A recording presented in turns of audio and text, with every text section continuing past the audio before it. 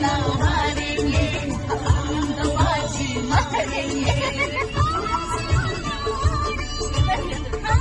बाजी मारेंगे।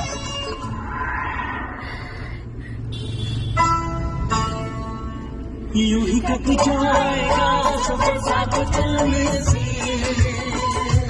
मंजिल आएगी नजर साथ